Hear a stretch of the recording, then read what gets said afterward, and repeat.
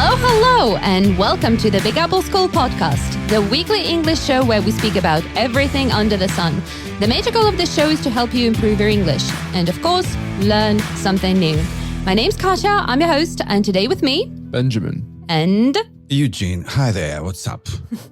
Guys, after our previous episode, which was our 100th episode, by the way, we got so much feedback from you, and that was so cool. So we'll be happy to hear even more from you. So subscribe to our pages on any platform where you listen to our podcast, be that Apple, SoundCloud, Yandex, Google, anything. And let us know what you think about our show. Rate and review our podcast, give us stars, leave comments, ask questions, and feel free to send your ideas about our next episode. So what do you want us to talk about? What do you want to listen to? Let us know. So, and now we have a special guest. So Eugene, this is your first time here at the podcast. So why don't you tell us something about yourself? So who are you? I've been teaching English for the Big Apple for about 5 years now. Well, I'm really pleased to be here. So can you tell us a little bit about who you are? I mean, what do you like doing? What are your interests? Well, I like doing various things in my free time, but probably my major interest is English, of course. Of course. It's your life, your passion, your job. Yes, that's right. But okay, guys, I actually know that Eugene is way more than just English. It's a person of various interests. He's just a little bit humble right now. All right. Well, Eugene, Ben, are you ready to talk about some news? Let's go for it. Let's do that. So can you tell me, how do you keep up with the news? Well, it depends what you mean by news. So, for instance, I always check the weather forecast every day. I love looking at the Novosibirsk weather forecast because there's always something surprising. Traffic reports if you're driving. I mean, it depends what's necessary for your life, because sometimes you don't need to read about this terrorist act here and this tragedy there. I mean, it depends what you want to achieve. So that's a good way to look at it. To be honest, I've never thought of news as, weather reports and all the other types of information. Well, it often happens to me as well. For instance, on my way to work, I'll take a look at both the weather and political forecast on social media and networking apps just out of curiosity.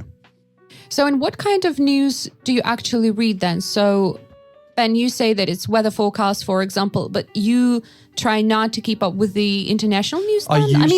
I used to keep up with international news on a 24/7 basis, and it's completely exhausted me. Why would you do that? Because it was like a video game almost. It was like an addiction. And now I'm sober, and yeah. Now you should have said something like, it's been 1,123 days that I haven't checked the news. So, but what about now then? So what kind of news do you... Well, I like to occasionally read ngs.ru, so ngs.ru, to keep up with the local news. And I watch a few things on YouTube. But to be honest, I try to stay away from the news as much as possible. I look at currency, the currency exchange rates. I look at the weather, look at local news, but I try to stay away from international news because you only live one life, or maybe you live more than one life if you believe something else, but you don't want to stuff your life filled with unnecessary information. It'll drive you nuts. Eugene, what about you? What kind of news? Personally, I'm not looking for any specific kind of news, and just to know what's happening around the world, and seems to be something rooted in our human nature, isn't it? Well, every morning while having breakfast and enjoying my cup of coffee, I'm browsing through various TV channels to get recent updates on just what's going on out there. So for you, it's TV then? So you find out the news from the TV? Yeah, the news just comes into my eyes. Yeah. So Ben, what about you then? So is it TV for you or? Well, sometimes I turn on the TV, watch izvestia.ru just to see what's going on around there. But I mainly watch the news in Russian to learn Russian. I don't really pay too much attention to the news, whereas I used to pay a lot of attention to it. And yeah, like I said, it drove me crazy. So, to be honest, I think I used to, read the news every single day to check out what is happening. And then also I have a lot of people who make sure to tell about the news in their countries, to raise awareness about what is happening. Because very often, certain events are not covered in, let's say, Russia or in the US, things that are happening in different countries like France or Tunisia or I do not know, Morocco. But as you said, it's kind of exhausting at times. So later I switched to only reading, let's say, news about, Russia, just to know what is happening, especially while I was away. And yeah, but now I only occasionally check out what is happening. I do not know whether it's good or bad, if that's okay not to see and not to know what is happening sometimes. But every 2 days, every 3 days, I check one of the websites or some of the communities and groups on VK, the ones I trust at least, and see what is happening. And last year, to be honest, I used to, oh my God, I was like a lunatic, checking the amount of people, who got diagnosed with COVID every single day, in Russia, in the world, in the US, in my state. God, and I think that it kind of made me, obsessed with it and just, makes you anxious. It does. God. Because obviously you want to be aware of what's going on around you, but at the same time, you don't want to live in a state of adrenal exhaustion, if you know what I mean. Yeah, it's like, the question of, keeping up with the news and, self-care. Yeah. So, because my anxiety at that time just went through the roof, it skyrocketed. Yeah. In fact, I always get up with the information about the COVID situation. It makes you feel so gloomy, I would say. I know. But we still keep doing that at the same time, even though it's like, It's addictive. That's why. Fear is addictive. That's true. We're actually going to talk about this aspect of news a little bit later. But let's, for a second, talk about the channels then. So TV, and for you, it's mostly internet. Mostly internet, yeah. And sometimes TV. Well, I don't have a TV at all. So for me, it's purely internet. But then when we say internet and when we say TV, it's a little bit, general. So what kind of channels do you prefer? And if it's internet, what kind of sources on the internet do you use to check out the news? Well, to be honest, I just look at an amalgamate. I look at various different sources from left-wing to right-wing news. I read everything. Have you ever noticed how the same event, the same situation is covered so differently depending by what source that is? Yeah. Like, it was so obvious during the election time in November, depending on the state and the newspaper, they would tell the story, in an absolutely different way. Yeah. The same story, but the emotions you had were absolutely different. Yeah. Fascinating. The power of journalism, I'd say. Yeah. So, Eugene, what about you? What kind of channels, if it's TV, do you use? Every now and again, I switch on CNN International and BBC News just to maintain my level of English. But when the news rotates every 30 minutes, they have the same thing. And I really get bored and I switch it off. Wait, CNN, they kind of like, it's only news. Only so news, it's like 24/7. Yeah, I could not imagine, just having this on. Well, the news is in the background while I'm doing something at home, regular things, household things. And just listening to the news helps me be updated.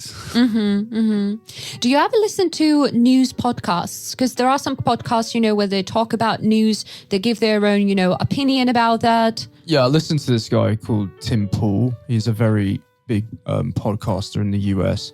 He used to work for Vice, but he had a problem with Vice News, and now he makes his own podcast. And I quite like his views because he used to be very much on the left, but now I wouldn't say he's on the right, but he's leaning towards the he's leaning towards the right, but he's not like a nasty person or anything. So he like mixes both viewpoints, and I quite like his podcast. So Tim Pool. Well, be careful with words like he's not a nasty person just because he's leaning towards the right. Yeah. Be careful, Ben. Yeah. So, all right. And what about the way people find out information and find out the news depending on the generation. Do you think there's any difference on how people of different generations keep up with the news? Well, no doubt different age groups prefer different ways of getting information today. Take this so-called Generation Z, or simply Gen Z. Zoomers. Yeah, they're colloquially known as Zoomers, that's right. The group of people who were born between the 90s and 2000s. And they are regarded No, as... they're not. No, they're not. Those were boomers. Well, we're millennials, aren't Gen we? Y or millennials. I'm 92, Zoomers are the so- ones. I'm sorry, we just had a podcast and the episode on generations. Zoomers are the ones who were born after 2003, so they're currently 17. They're in their teens. Well, anyway, Generation Z is one of the first cohorts to have internet technology readily available at a young age.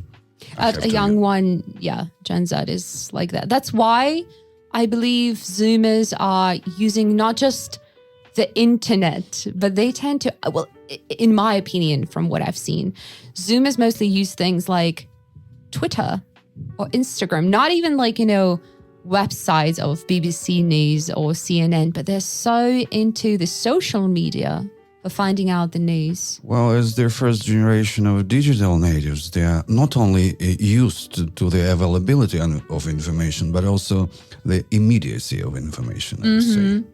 As one of them said, I can simultaneously create a document, edit it, post a photo on Instagram, and talk on the phone, and all from the user-friendly interface of my phone, which probably means Generation Z takes the information instantaneously. Yeah, I think that's. But unfortunately, they lose interest just as fast. Yeah, we've briefly, not even briefly, but we talked about it again in our episode on generations. So if those who do not know much about Gen Z or Gen Y or other generations, make sure to check this out. Yeah, but what about other generations? So Gen Z, they want to know everything right now, as fast as possible. What about the others? So millennials, which are Ben and I believe. So I'm 92.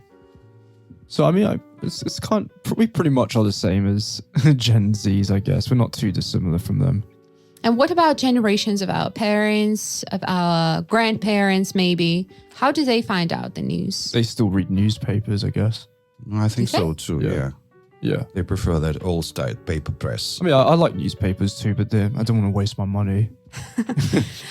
Do you think, actually, I would like to ask Ben about it. So, because, well, and then we can compare with Russia. So do people actually read newspapers widely in the UK and in the US? Well, on the tube, on the Underground in London, there's this magazine, well, not magazine, this newspaper called The Metro. And that's just a general newspaper which people read. It's free of charge. There's this other newspaper called The Evening Standard, which people read widely as well throughout London.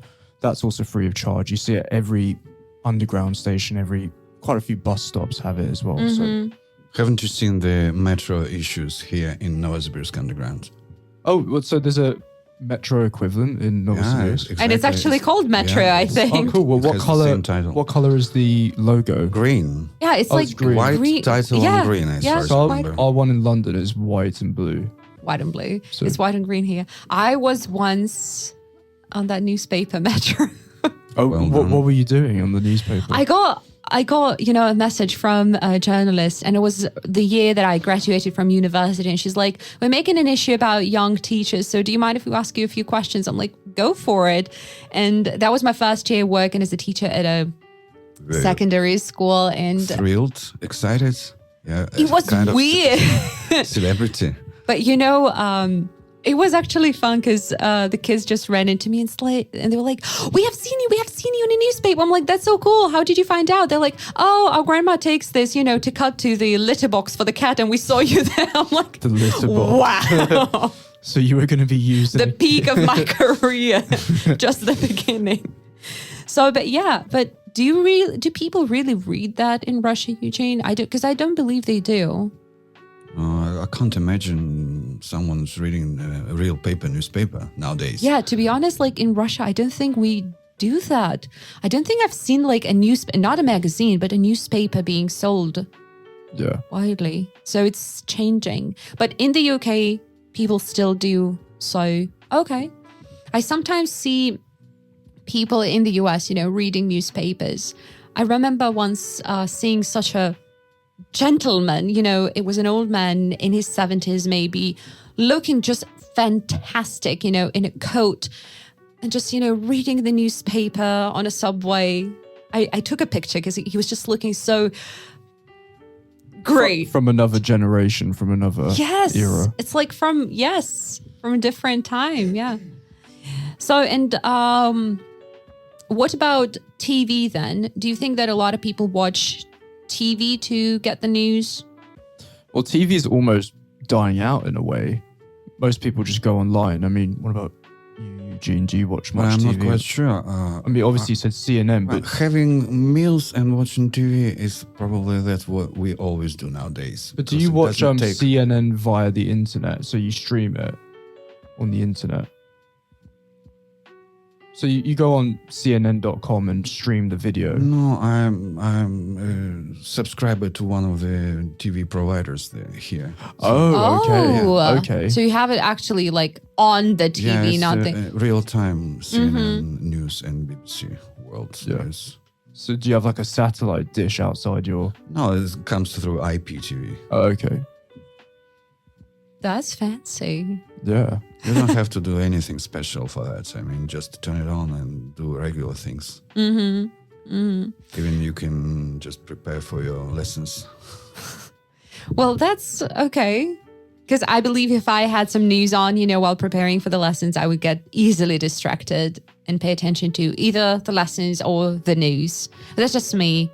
I can't concentrate. Well, I feel more comfortable doing some kind of work, analytical work, and at the same time listening to something in the background. So we have TV, and that implies a lot of channels like CNN, BBC, a lot of Russian channels like Channel 1, Russia channel. There is Russia Today. We have internet, which is even a vaster source. So we have numerous websites. So then we have Twitter, Instagram, so many profiles there. So, and how to find a reliable news source in all this ocean of sources? Well, first you have to ask what information are you trying to seek.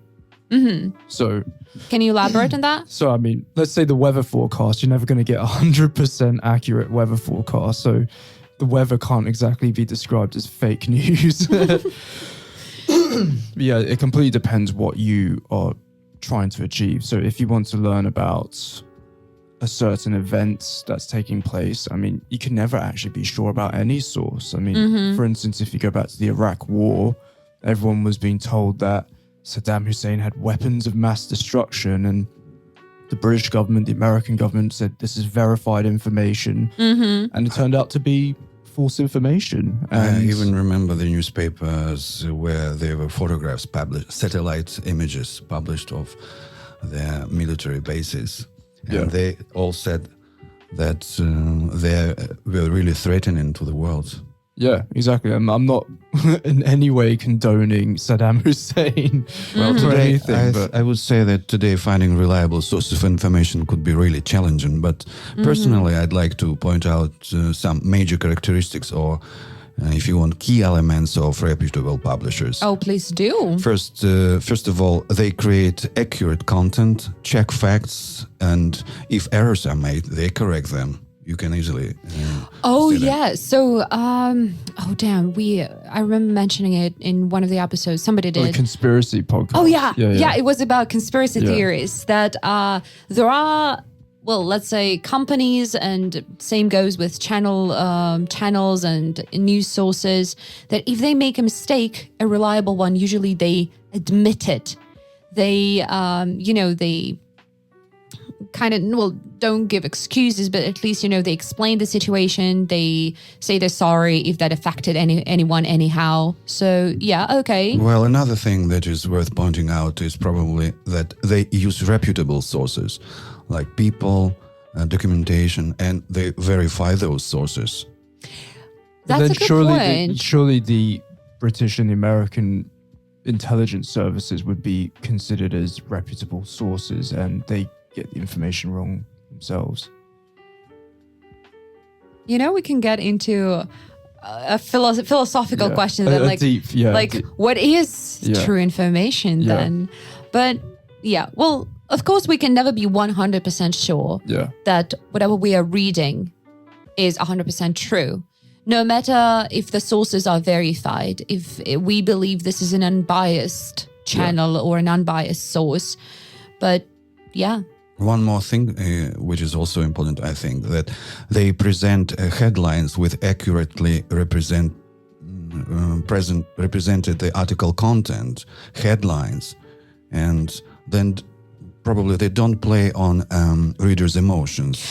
I would love to talk about that, to be honest, because I think, well, it's my personal strategy maybe, but every time I see these, sensationalist headlines, I'm like, oh, there's something, like they have a purpose here then. So how can I trust a source which clearly has the purpose of make somebody, feel something? And I feel like this is applicable to fake news and reliable sources as well, that if you read an article and it might be true, but if you feel some strong emotions, then you have to question this source. So why do they do it? They have some kind of a purpose. This is because every single source can present information in such a way that you don't feel anything. They just present the information.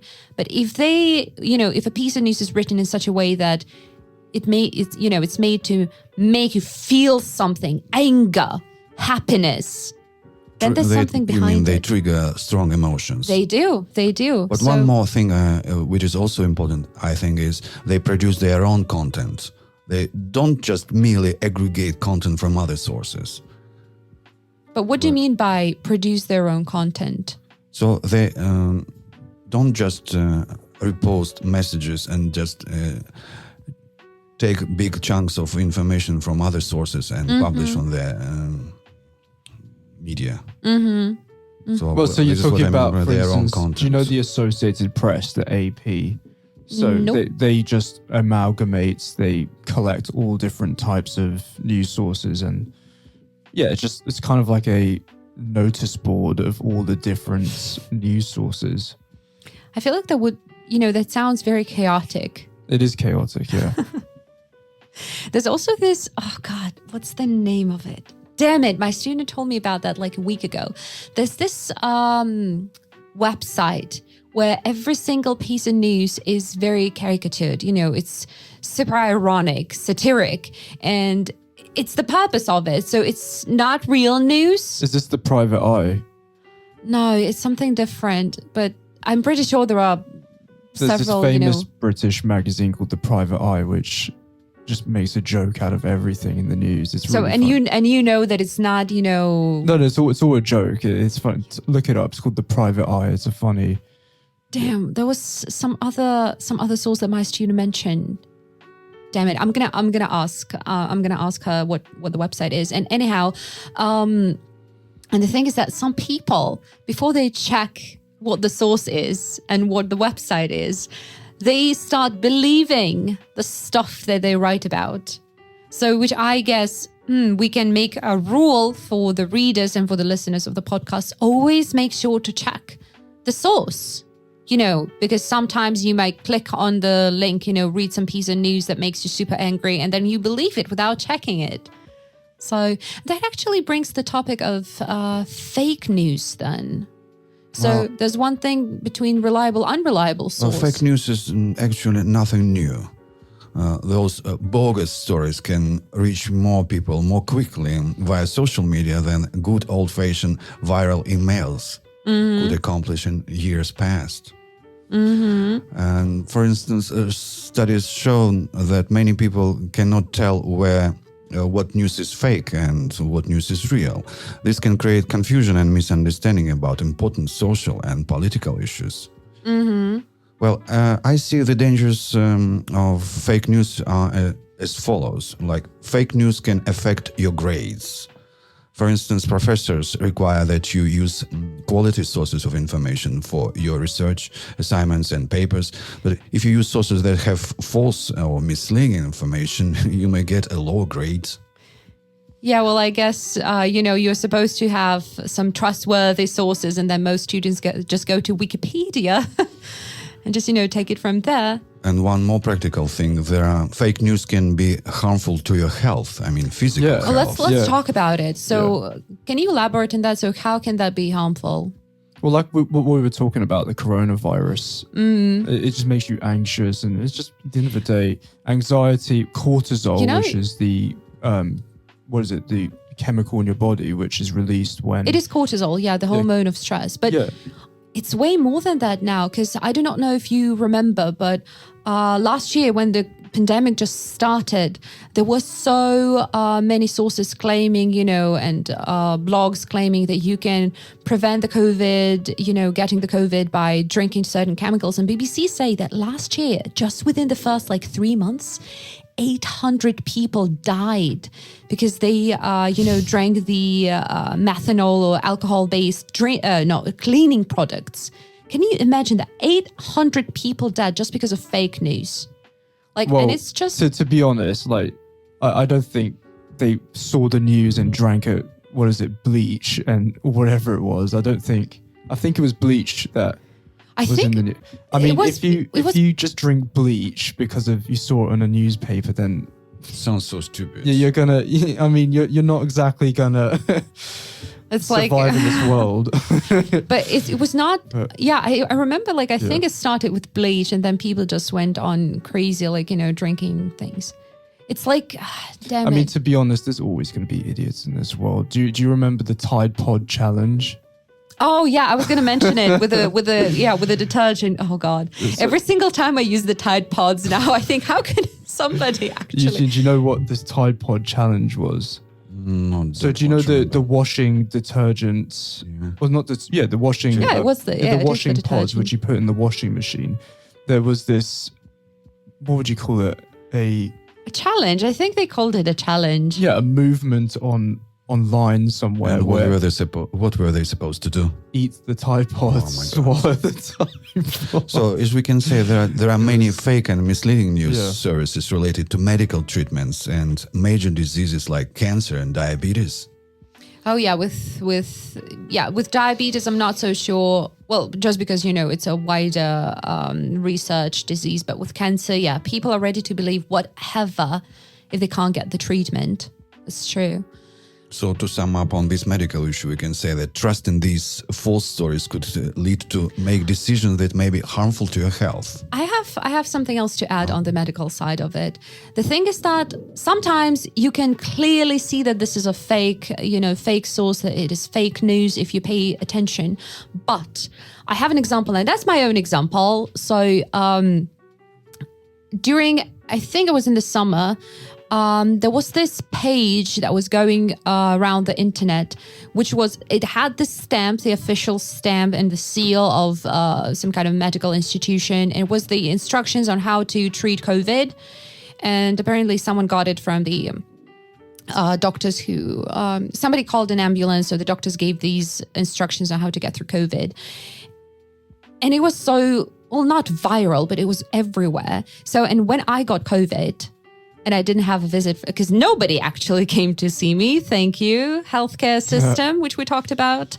But yeah. And what was there for me to do? I used this pic from the internet. I followed the instructions, some of them. I didn't get the antibiotics as was suggested in the picture. So, and only, because it looked valid. I thought, might be that's true. Only then, I think it was 2 months after I recovered, I saw several articles which were interviews with the doctors who said most of that was not true. We do not know where people got it.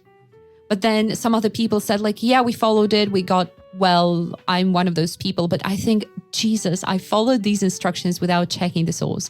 But also at the same time, there were so many conflicting theories, conflicting information about it. So I fell victim to some of the fake news that looked pretty much real, I gotta say. So you got out of that. Well, luckily I did. It's wonderful. So yeah, medical, lower grades. What other? One more interesting thing to note is different studies found that what I'm trying to say is that fake news make it harder for people to see the truth. And Yep. for instance, people may have different political ideas, and fake news panic may actually be accelerating the process of polarization and could even cut our social relationship. Well, thus we have more hatred. We have, I think we've seen that in 2020 a lot. To be honest, I think this hatred's always been there. It's just been Well, the light's been shone on it by. it's always been the there, internet. but I feel like these fake news on the internet, they kind of exasperate and amplify it. You know, because it's very easy to make people feel stronger emotions with the right words. Who was it who said that the word is mightier than the sword? Oh, was it like Oh, the pen is mightier than the pen is mightier than the sword? Yeah, not a word, but I think it. Yeah, I can't remember who. It's a famous expression. I can't remember who coined it. yeah. So I think this is an example right now. Yep. So okay, any other negative effects of fake news that we can think of? Well, I'm just interested. How was the Ebola crisis? How was it covered in Russia? Or the bird flu crisis? Was that a big event here in Russia? Because it was a huge event in England or in the UK. Eugene, do you remember? What I remember is all the news covered the events there in the West. I mean, from Britain. I don't think we. Yeah, we didn't have any kind of panic or anything like that. There was like a minor panic in the UK. So when it came to bird flu, people were stocking up on this drug called Tamiflu, which is, I don't know what to call it. Maybe it's an antidote maybe to the bird. I don't know what the correct term is, but I think people we're were just stocking up on this drug. And no, I think in Russia we just watched the news about what was happening out there in the world, but I didn't feel any kind of effect of Me it. neither. At least, no, I don't think there was any kind of a fuss about it here. So, not about the swine flu, the bird flu, nothing like that. Anything Ebola too. Russia was like, yeah, okay, that's happening somewhere else, not here. yeah, I mean the bird flu, the swine flu, Ebola, they were all just like little precursors to the coronavirus, and the coronavirus is the mother of all, like the mothership. It's Yeah. So, and maybe you have noticed, especially in 2020, when the whole world was online, and because of the lockdown, we've spent way more time online than we would usually do. So have you noticed how some people shared and reposted, things on Facebook, on Instagram? So what do you think about it? About sharing all these news posts? Well, I guess you might as well just be another agent for a certain news channel if you're doing that. Maybe. I mean, I'm not on Facebook, to be honest. I'm on Instagram. But Instagram team. yeah, Instagram. High five. Are you talking about cross-posting? Well, yeah, when you share somebody else's post, on your newsfeed. Well, it seems to be deep in our nature to share the information with others, but also to share strong feelings and emotions with the others. And social media allow us to do that. And sometimes I think it sometimes can be dangerous. Like if we think about 2020, for example, and for quite a while, people just posted, do you remember a lot of people posted this black square, the hashtag Black Lives Matter. But the thing is that they were only taking, kind of attention from the important things. I mean, this square did not help anyhow. You want to help? Post, ways that people can become allies. Post information about how to donate to Black-owned businesses, for example. But this black square does not show anything. You want to show you're an ally, do that somehow else. So, I think this is just... Well, what we saw in 2020 were riots all over America. It was crazy. And people just jumped to conclusions and they acted upon information which barely exists. People just assumed that. Exactly. I mean, of course, there are some racist individuals, as there are anyway, but no one watched the footage of what happened to George Floyd. No one fully listened to all the evidence. They just assumed the police officer was racist, and it was a huge. So people, because it was, viral news. Yeah. So people just, believed it. They just dived straight into it. It's crazy. And it's just, instant gratification. So do you think then that there should be maybe more censorship as to what makes it to the media? It's a really good question. I mean, naturally my stance is democracy, freedom of information, but maybe we should have a benevolent dictator who censors everything. I just that's just you're taking. I haven't come to a conclusion on this because what we saw this year was just absolutely insane. Well, last year now, yeah. I think this question is also connected with widespread of fake news as well. So the question raised today is probably, is social media responsible That's a good question, in suppressing fake news, and where the rules on censorship lie? That's actually been widely discussed as to if news has to be controlled, if there has to be some kind of censorship. Who's going to be responsible for it? Is it every single social platform? Like, is Instagram responsible for, what the users post? It depends because it depends if you consider these platforms to be platforms or publishers. So, for instance, Twitter, it advertises itself as being a platform, but really it's almost like a publisher because it censors some people's information and not others. And if you're going to be a platform, then you should not be held responsible, in my opinion, for other people's information. But if you're a publisher, then maybe you should be held responsible. And according to a study published in Science magazine, news, and particularly fake news, also reveal fast along social media channels. Fake news and false rumors reach more people, become embedded more deeply into social network sites, in particular Twitter, as you said it already. Yeah, I feel like fake news and social media, they kind of go hand in hand together. And they spread faster than accurate news. So probably in that way, some portion of censorship sounds quite reasonable to me personally. But it also sounds like something so difficult to actually implement. Oh, it's in terms of organization and functionality, and people, who's going to do that? Maybe, just hear me out, they should train the AI to do that. Is that possible? Well, maybe in 50 years when... Can people back up, people with actual scientific knowledge back up me? But when Google Translate can finally translate everything, then that would be...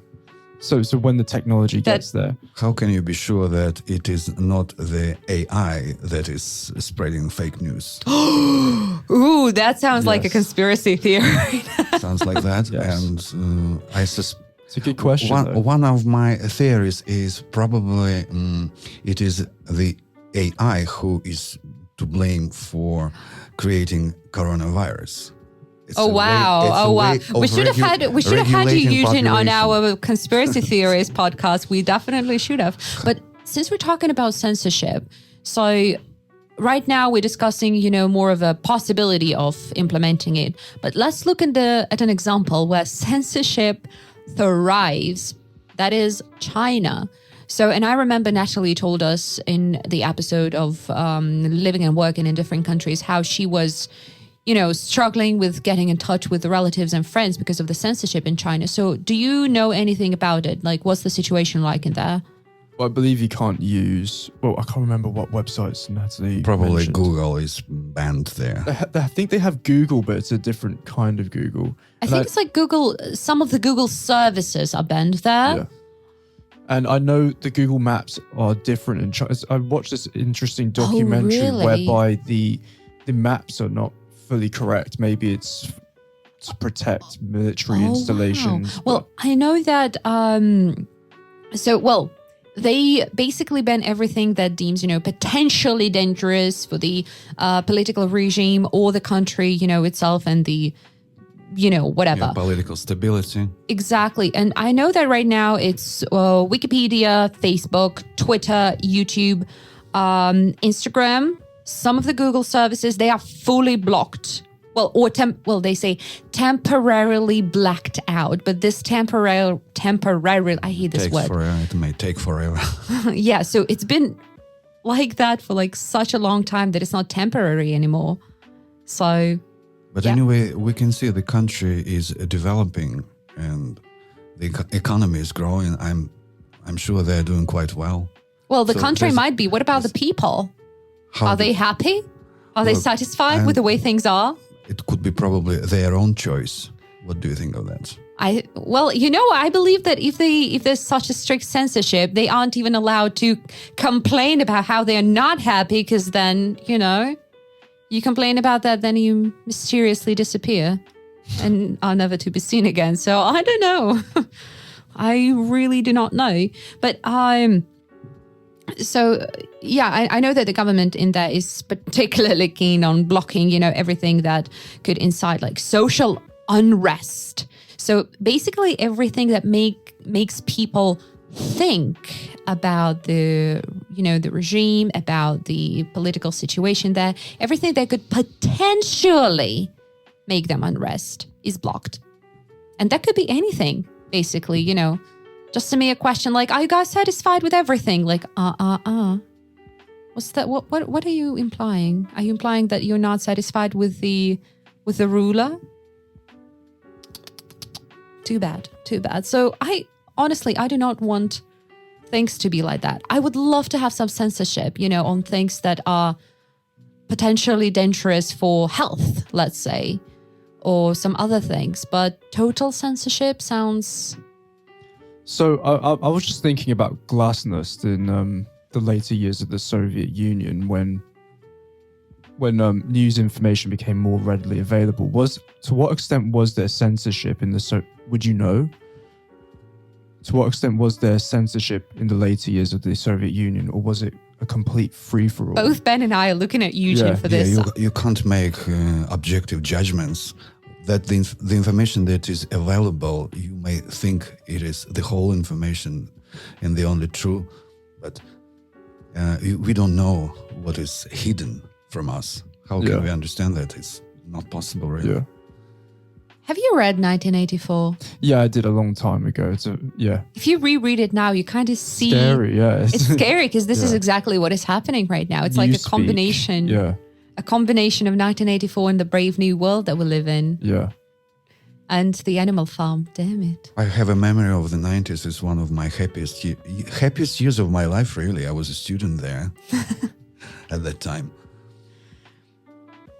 Did some commerce. I lived here, right, in Novosibirsk, and did some commerce.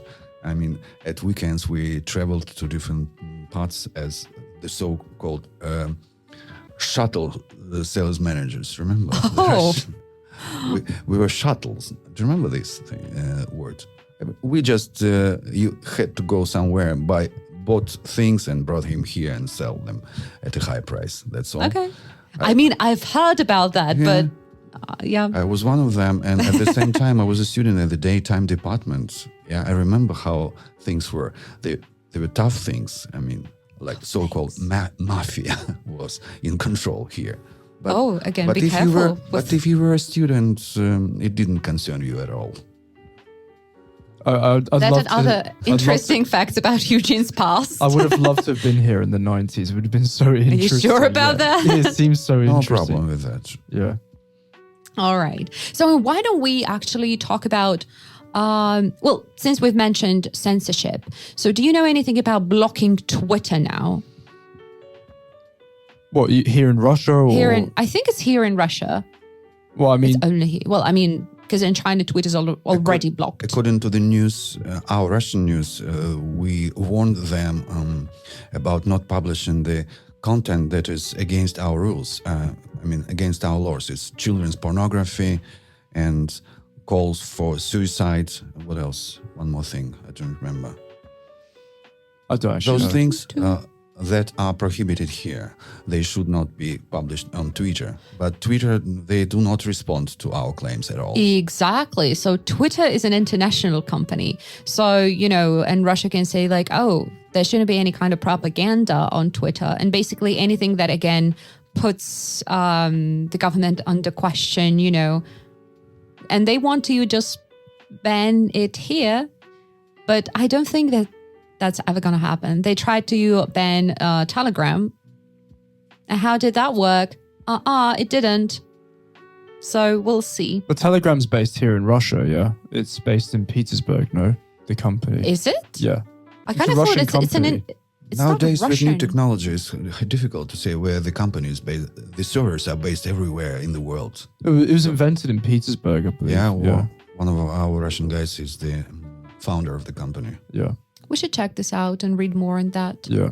I believe I lack, knowledge to be talking about that. If the Chinese did that, so technically I think it's possible to limit the access to some sources, I think some sites. I hope not. Well, I'm a child of the internet. I hope not. So, since we're talking about news, why don't we talk about 3 news that is widely discussed right now? Well, at least here in Russia. And I would like to talk about something that has made me feel so many emotions. So, have you heard about the law on educational activity? Let me tell you about this. Yes, please. So on March the 16th, which was, not so long ago, the Russian State Duma adopted the 3rd and final reading of the law, which they called the law of on educational activity. So it's kind of like amendment to the education law.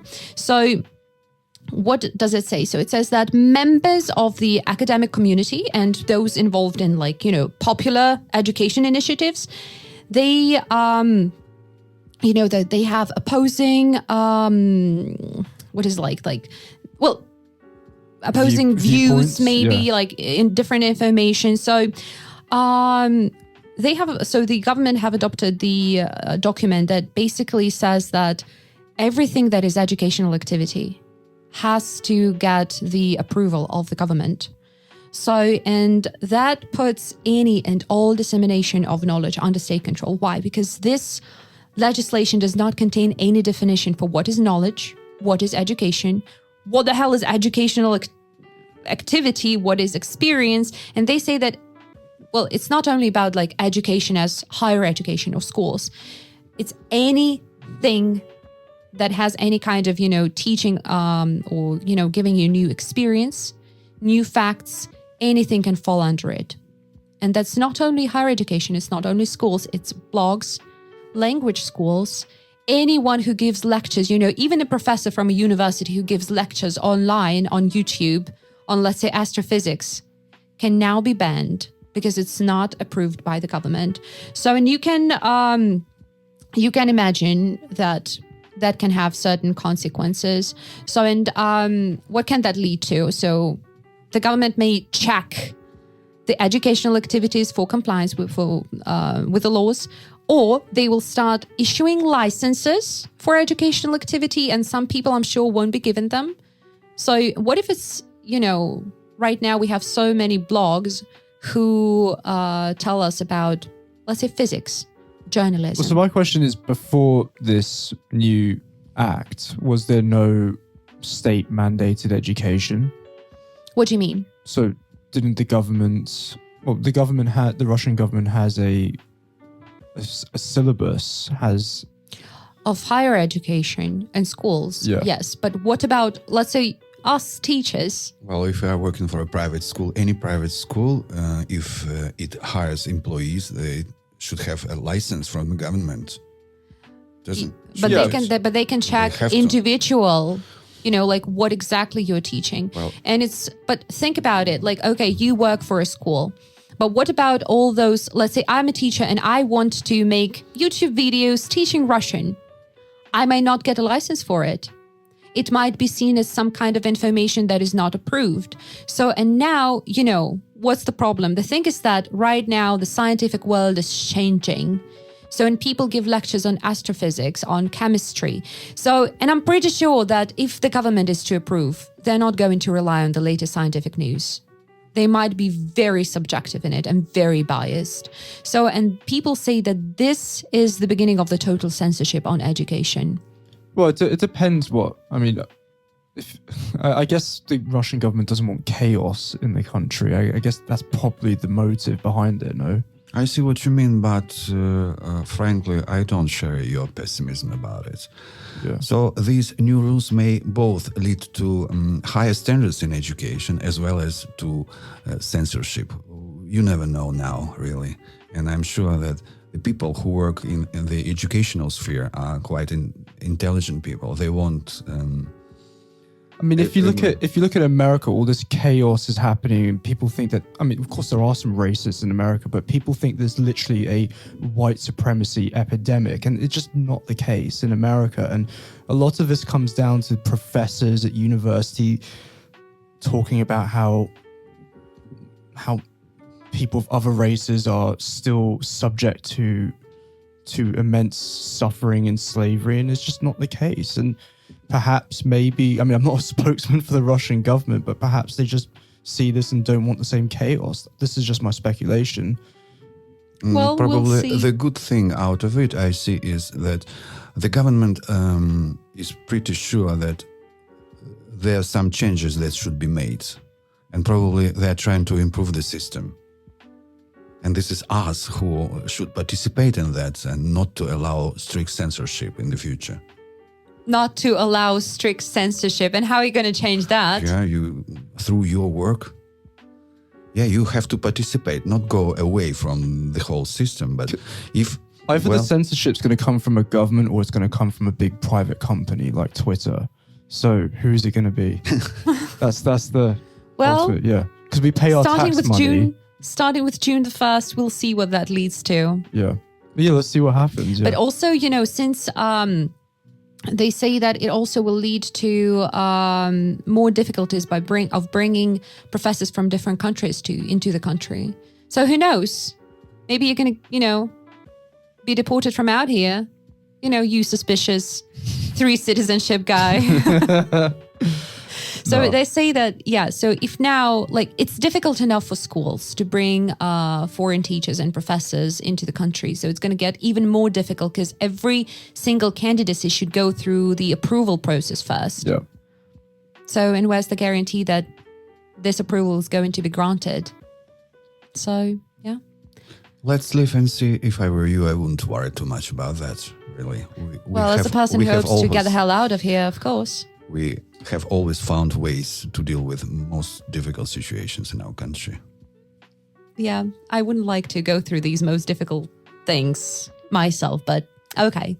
All right, so what about the next news? And I have been, hesitant whether we should include this into the podcast or not. So, which is why a little bit of a disclaimer. So we are only sharing our opinion on what is happening. We are not, throwing what we think at you and saying you should think the same way. No, it's just, friendly conversation.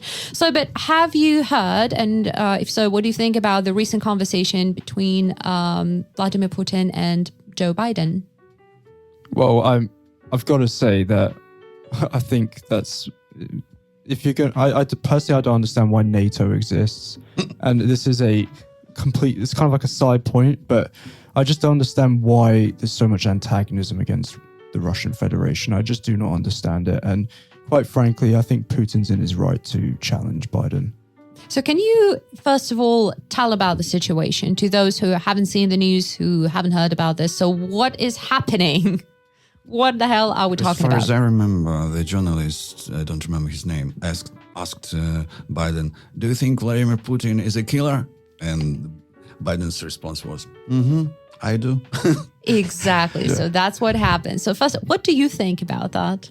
What do I think about? He shouldn't have done that. He shouldn't have done that. Ethics, political ethics. That's all. You might hate someone personally, but say it openly, especially when the United States is considered to be a benchmark of everything, of political, cultural values, and everything.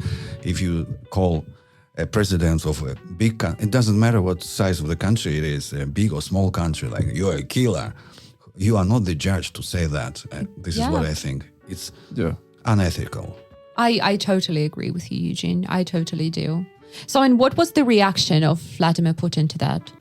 Well, I only saw the video clip with he offered an online meeting, and it's a funny thing that nowadays with the new modern technologies, you can just openly invite a person. Fantastic, it's right? Fantastic. Yeah. So especially, you know, very when clever response, I think. because usually, you know, it would be, well, in the past, it would be something like, okay, let's schedule a meeting, you know, 1 month ahead because everyone's busy. But now he just said, yeah. So he challenged Biden to talk to him live on air, and he said, like, on Thursday or on Friday. And yes, and let the whole world see it, right? And let the world decide who is right and who is wrong. Exactly. So let the world be the judge. That's the definition of democracy in action. Almost. And what I think is by providing this opinion about our president, like he's a killer, Biden himself put himself in a very awkward situation. Yeah, because now, if he refuses, the world refuses to meet face to face and online, the whole world might think that they're cowards. The United States are cowards. Right? Yeah, it's a but very, if they agree, it will be even worse. Right now. It will be even worse for them. But I'm not sure so he'll be able to stand. It's very difficult. So, and I know that Russia has called home an ambassador for talks, you know, to prevent the irreversible deterioration of ties. And I know that all the consuls have been called back home from Washington, D.C.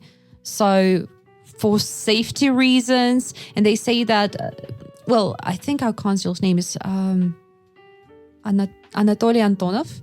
I know that he's been called back from Washington, D.C. to Moscow, as they say, the relationship between, the relations with the U.S. has reached a blind alley.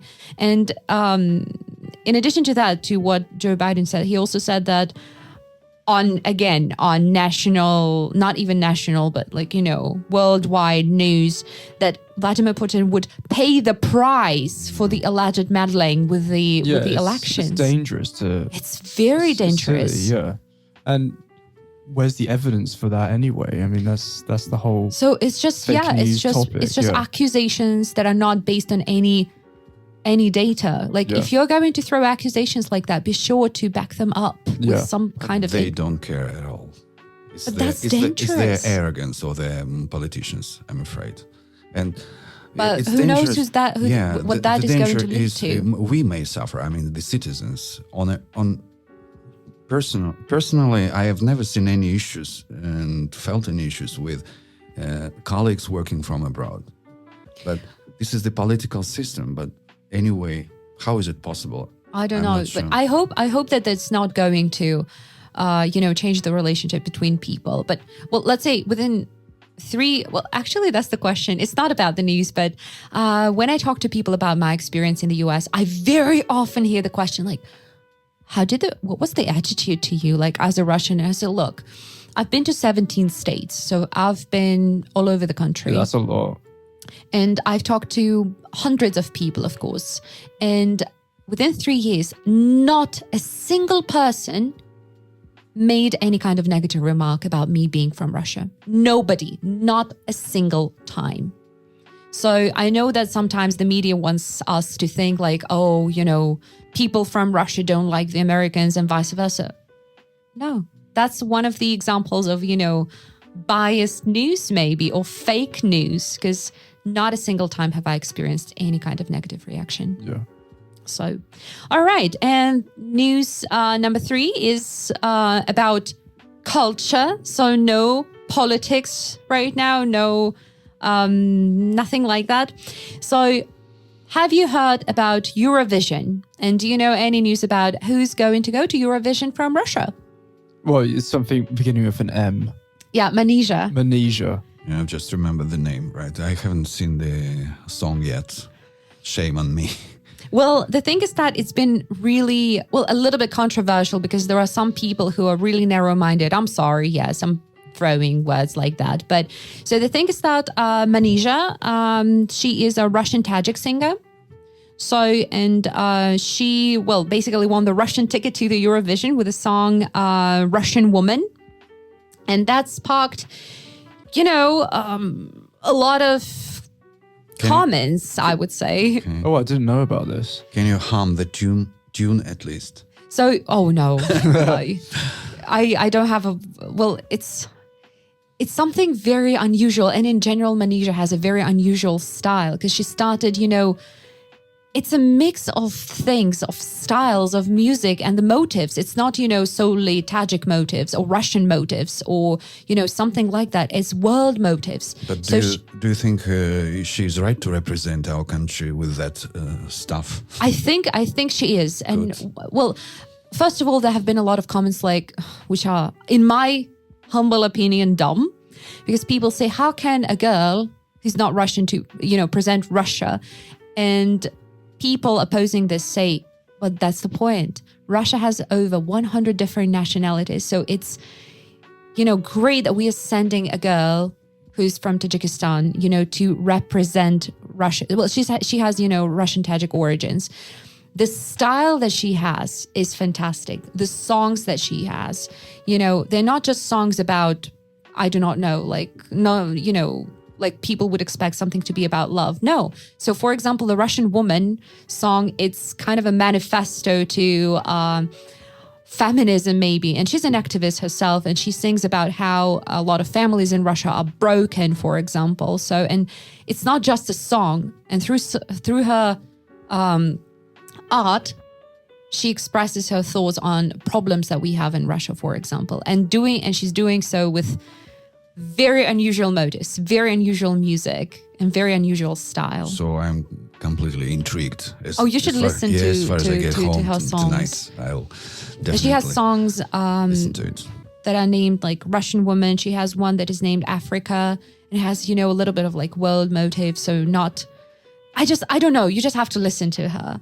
And this is one of the singers that I advise my students to listen to know what, to see an example of contemporary Russian musician. So, yeah. Because in the UK, no one watches Eurovision, but it's really popular in Europe itself. The UK takes part in it, though. They do, but no one knows anything about it, which is the funny thing. It's really popular in particularly Eastern Europe and in maybe some other parts of Europe, but in the UK, it's just another day. It's a kind of Olympics. Yeah. I mean, among the... Yeah, it's like European singing Olympics. Yeah. Right.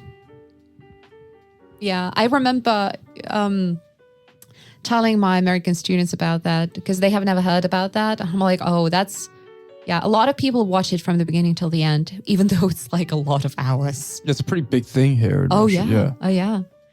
Yeah, and I remember last year it was supposed to be another band, which is called Little Big, but the pandemic hit, so it never took place.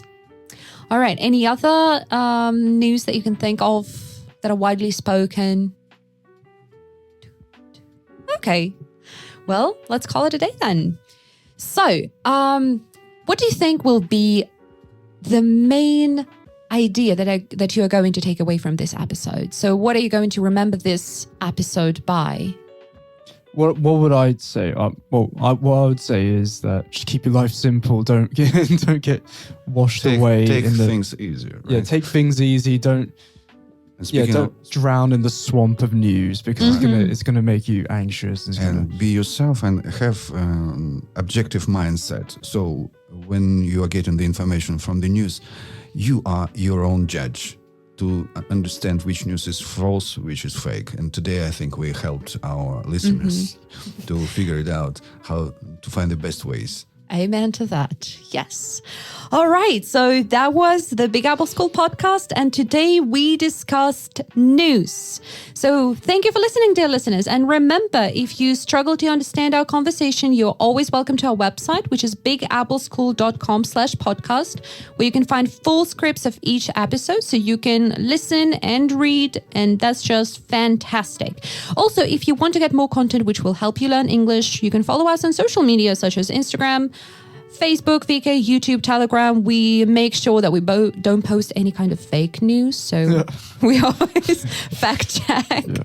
So, and if you have any kind of comments on what we've talked about today, if you want to share your opinion, please do that in the comment section. We're always happy to talk to you. So that was Katja, and my guests for today were Eugene, thanks for having me. And Benjamin. Stay tuned, and we'll see you around.